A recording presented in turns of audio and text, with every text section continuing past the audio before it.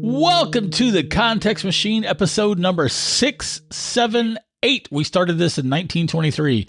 I'm Bryan Chaffin. And I'm easily entertained. Actually, I'm Jeff Gamet. Hey, everyone. Check us out on our online home, contextmachine.io. You can also use contextmachine.io to reach out to us, or you can find us on Mastodon at Context Machine and on Blue Sky at contextmachine.bsky.social. That's super cool. Also super cool. Bryan, Yep. We have a new sponsor today. Oh, that's great. Yep, it's the Insta360 X5 camera. Oh, that thing is cool. It is. It's a 360 camera, 8K, 185-minute battery life, and captures images in flat mode, like regular photographs, and 360 video at the same time. Holy forking shirt balls. Super cool. So that's why I'm really excited they're a sponsor. Will you tell us more about them later in the show? I will, but I didn't want I didn't want to give it all away right now so that people have something to look forward to. And I know you're probably thinking, yeah, but they can look forward to us talking. Well, they probably are actually looking forward to that instead. Yeah, I've heard us talk. Yeah, so have I. Yeah. By the way, the since 1923 joke, and that word's doing a lot of heavy lifting there. Yeah. It reminds me of something I saw this week from, I don't have it in front of me because I wasn't thinking about this, but it's from Goodreads. And it was like, see the most popular books in the last 100 years on Goodreads. It's like, oh, you ain't been around for 100 years, folks. I'm assuming that really means like, go to Goodreads to see a list of the most popular books from the last 100. But anyway, their wording was very questionable. Very questionable. They need an editor. I think it was deliberate.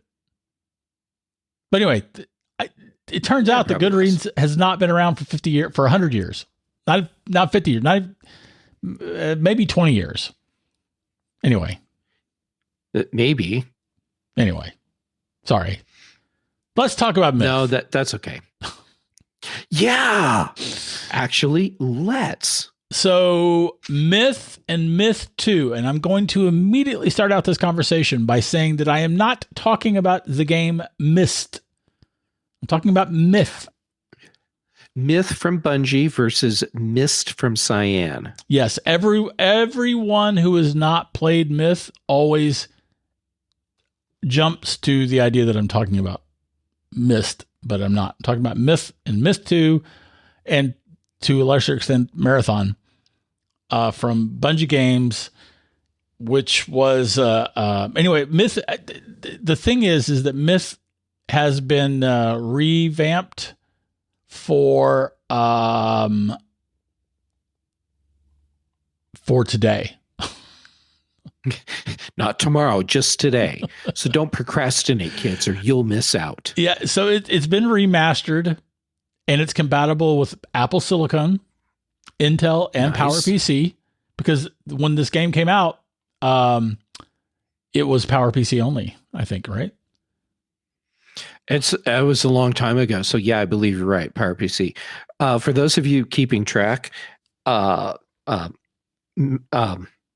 Bungie started as a Mac-only gaming company because they felt like the Mac was underrepresented in gaming and deserved some high-quality games.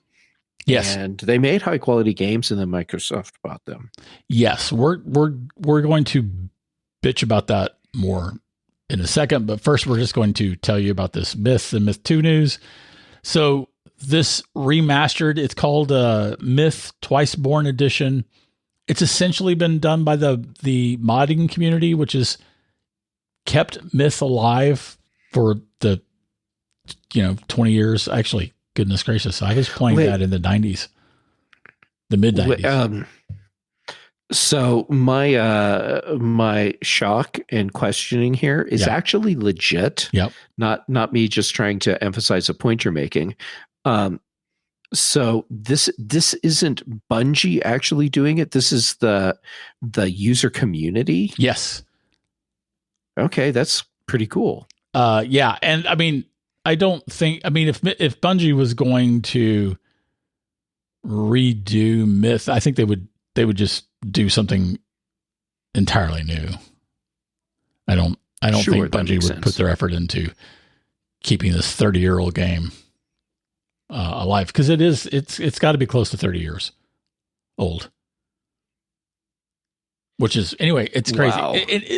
Myth was a great game. I think it's called the fantasy tactics game. It used 3D terrain and physics were involved, and you controlled groups of different types of fighting units to fight the bad guys. And it was so much fun, and I loved it.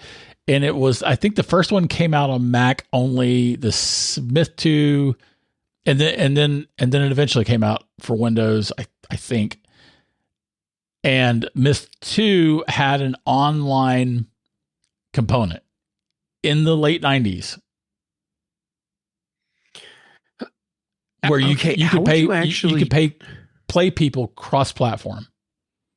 You wouldn't even know what kind of what platform the people you're playing against were on.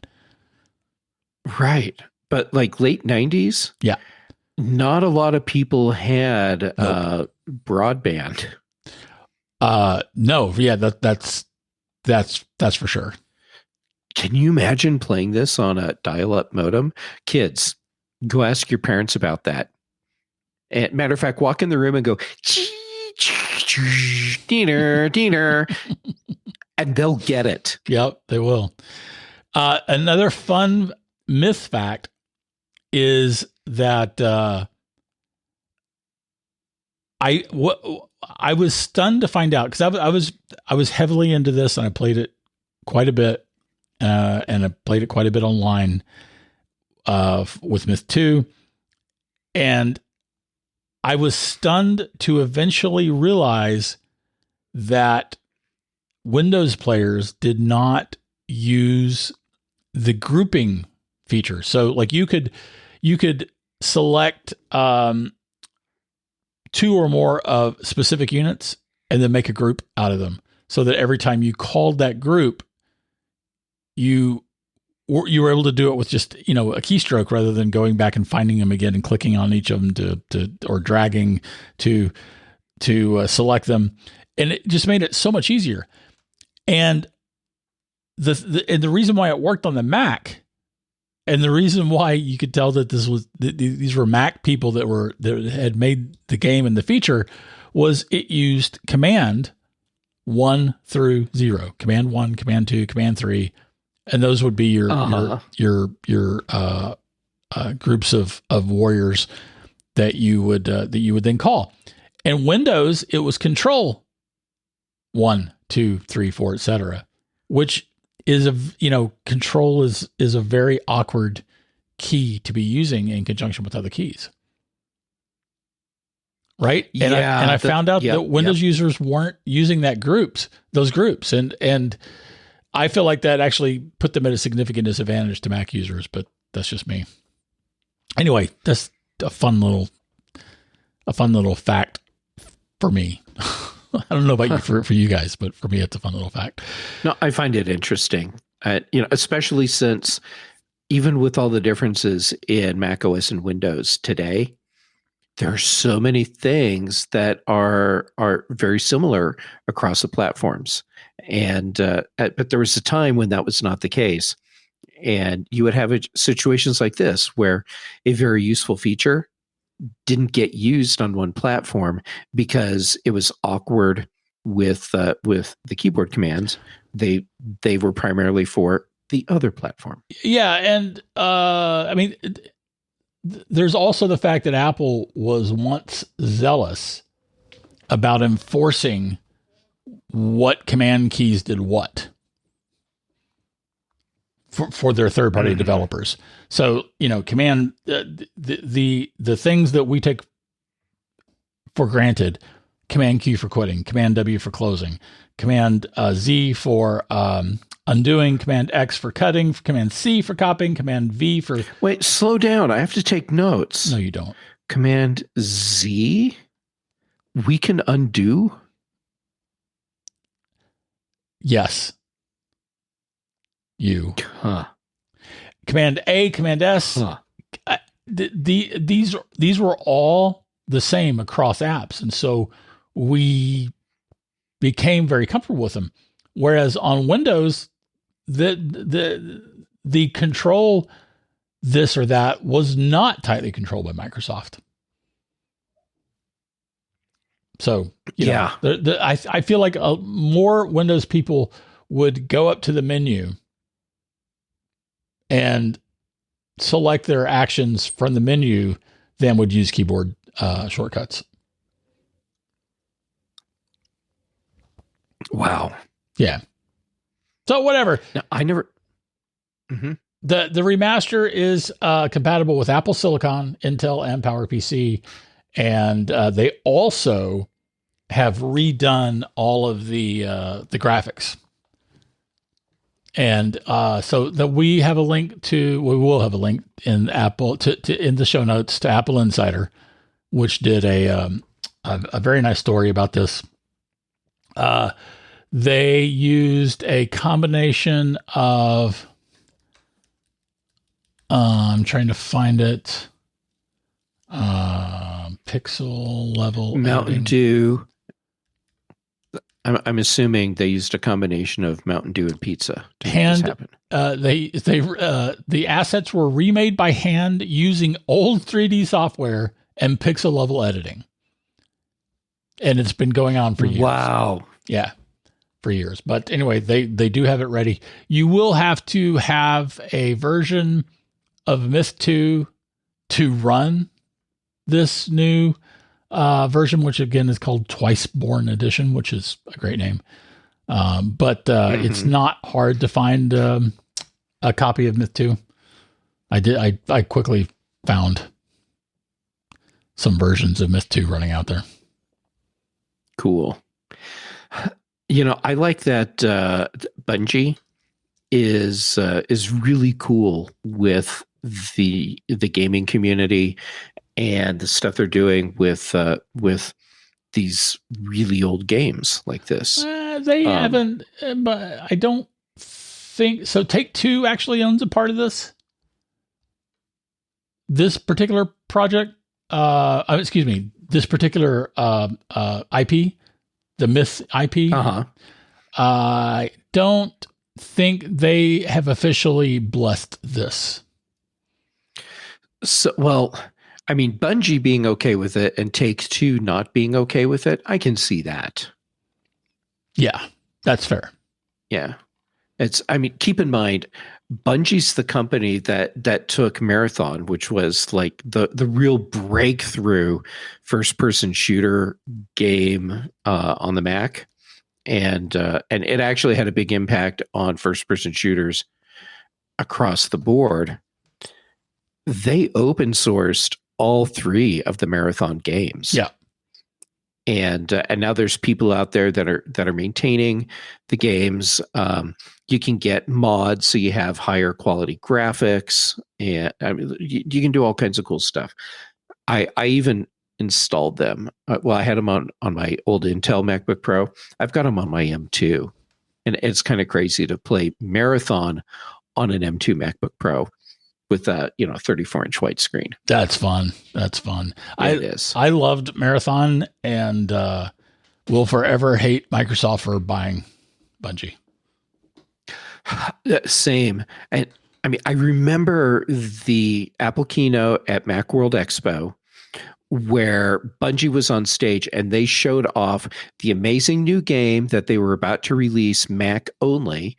And it looked bonkers. Mac and Windows. No, Halo was going to be Mac only when it first released. Surely Mac first. So, well, I mean, Windows might have been coming, but at release, it was going to be a Mac only game. Okay. And then Microsoft bought them and turned it into an Xbox game. Right. And Microsoft shut bought down them. the Mac version. Yeah. And Microsoft bought Bungie both because they wanted a franchise game for the Xbox, but specifically to blunt Apple's progress in gaming that was spearheaded by Bungie. Yep. Yeah. And it worked. It worked. Yeah, it did work. I will forever hate Microsoft for that. Yeah, I'm not happy about the whole thing. But at the same time, I really believe that if they hadn't bought Bungie, at some point we would have lost Bungie. Yeah, and probably. They put so much money into Bungie and the Halo property. Like, holy crap, it's turned into like movies and books and or a TV show. And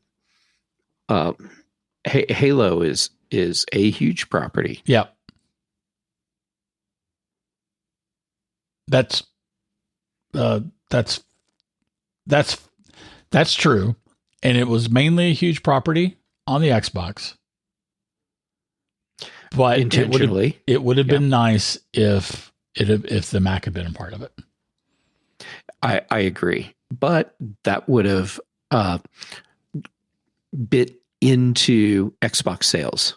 And Microsoft didn't want that. Right.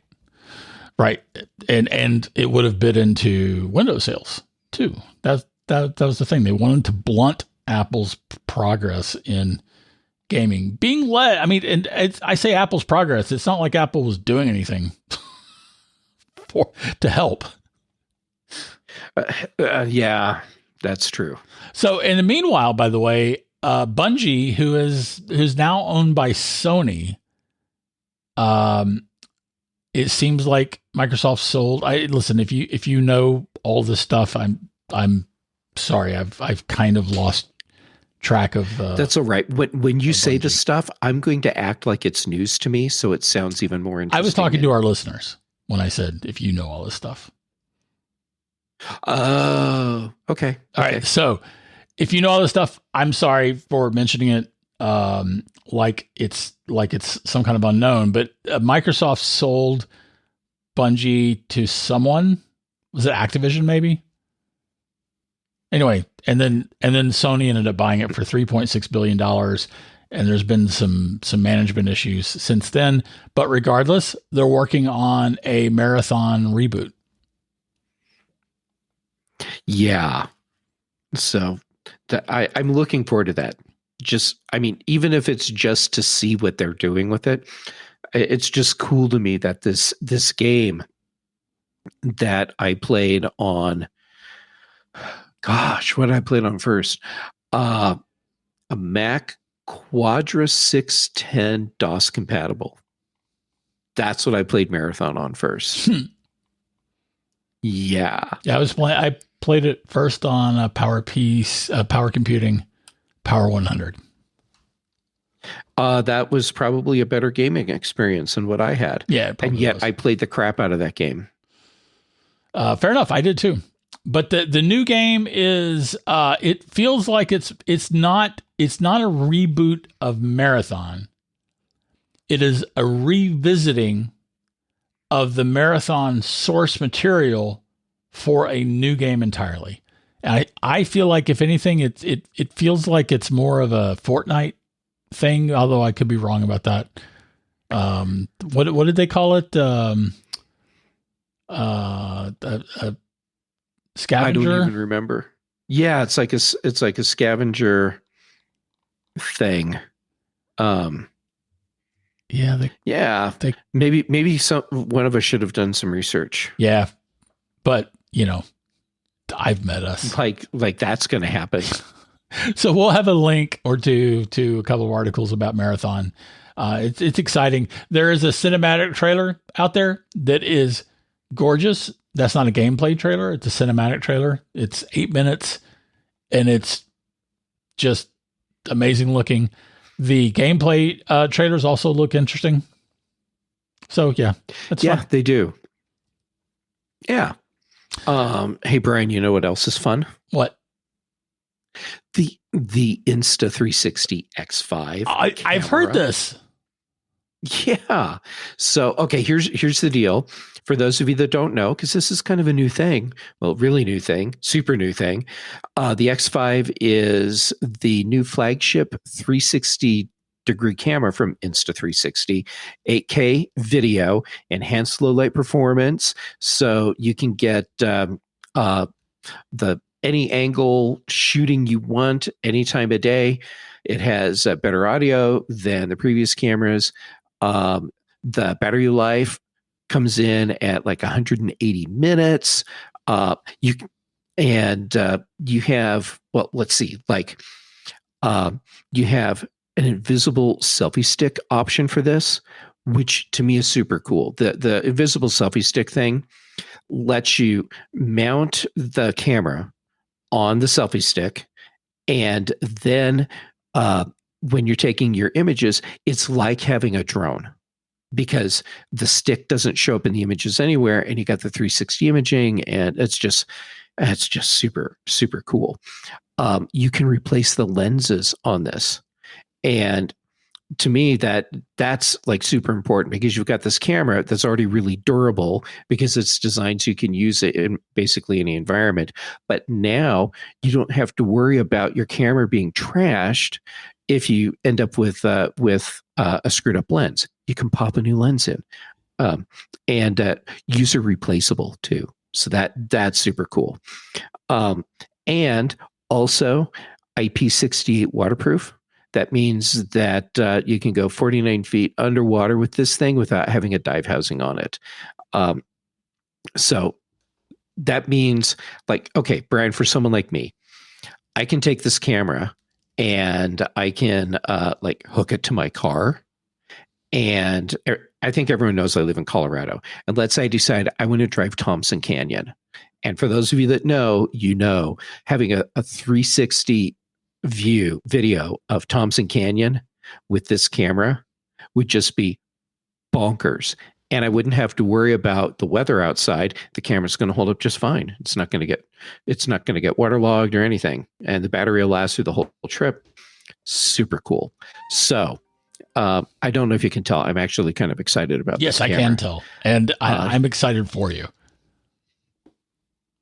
Yeah, I want to put one of these on my car and just go out and play. I want to go hike in the mountains and just play with this thing. And anyhow, if you want to do the same, and you want to score an invisible selfie stick that's worth $25, well, $24.99 to go along with this.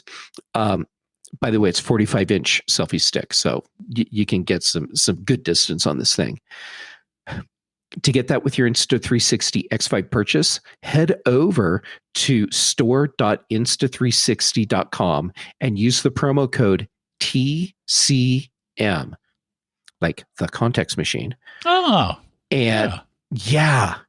And you're going to get that selfie stick for free along with it. Here's the thing, though. That free selfie stick, it's available to the first 30 purchasers only. So don't procrastinate. Go get yours. And of course, we'll have a link so that you can learn more in our show notes. Thank you, Insta360, for being our sponsor today. Indeed. Thank you very much, Insta360. We appreciate them. Yeah. Yeah. Let's talk about itch.io. that will probably need an ointment. That maybe that might sound like a surprising question for a surprising. Anyway, whatever. Itch.io. It's a thing. I only recently learned about this when I had a fellow independent author Feller. Y'all, I met this feller, and he told me about itch.io, and it does not need an ointment. Y'all, how was that? I apologize to everyone for what I just did. I will march myself down to HR right now. They have a chair with my name on it. I'm not kidding. Yeah, and take the iron with you. Yep, because these hands aren't going to iron themselves. Actually, they are. Itch.io is a gaming platform for like downloading independently released games, but they have expanded to soundtracks and, more importantly, especially for me, to books. And I put both of my books, my free King Liam First of His Name, and then my novel Accidental Intelligence. Those are both available on itch.io. You can download them and you get them. You just, it is very much a rough and tumble kind of platform, right? It's, and it's not designed for books, but you get your DRM free book and you can put it where you want and you can read it where you want. And I'm very interested in itch.io as an author because they pay much better royalties. I think they pay 90% royalties, which is orders of magnitude. Wow. It's like 70% is the most you can get from anywhere else. So you even get 90% if you're charging 99 cents. Whereas if you charge 99 cents on Amazon, you're going to be getting 30%. Yeah, because anything below $2.99 they only give you 30%, which is, I don't know, criminal, I think, but whatever. I mean, anyway, itch.io is interesting, and it is an interesting emergence that's made possible by the indie community. So, most of their games are, or maybe even all their games are independently produced. So, I don't know. It's an interesting How did platform. I not know about itch.io before now? I feel like I'm out of a loop that I should have been in. And does this make me old? Maybe. Well, yeah, it is probably aimed at a younger demographic than us, probably. But I mean, a lot of these games are like, 8-bit games. There are a crap ton of games. And when I say games, I'm not talking about pirated games. I'm talking about independently produced games. And they also have comics. Right. I just saw that. That's kind of cool. There are a lot of Crania issues 1 and 2 are there. I haven't read it yet, but there you go. There are a lot of interesting independently produced comics. So that's true. In terms of independently produced media, which not everyone that's hearing me say these words will give a crap about, and I get that. I definitely get that. But anyway, itch.io is interesting. And you can find, this is cool. Yeah, you can find other authors there too. There are a lot of authors that are adding their books. Yeah, but the important thing, which I did right after you told me about the site, I did a search on Bryan Chaffin, and you're the top hit. Both of your yay! Yeah. Accidental Intelligence and King Liam, First of His Name, both pop up at the top of the list. Yeah, funny that. Well, I mean, if you look at the way Google has completely munged search and made it, their search is basically worthless now. And if you look at how searching for content on Amazon or even Apple, you're not going to see the hits that you want popping up. You have to do more digging to find them. So having something where you type in someone's name and their stuff just pops up, thank you. That's how it should be. I should also add that when you do a search on itch.io, you will get the ability to drill down to more categories. So the homepage has like, I'm going to,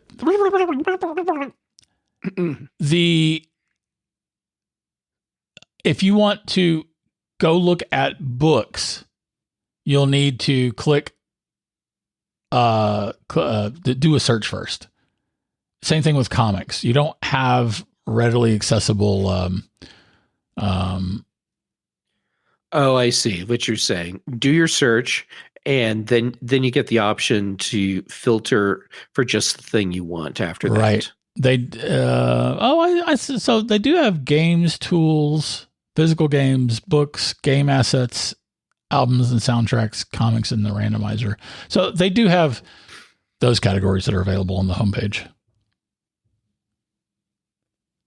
So the physical games, by the way, would be used physical games.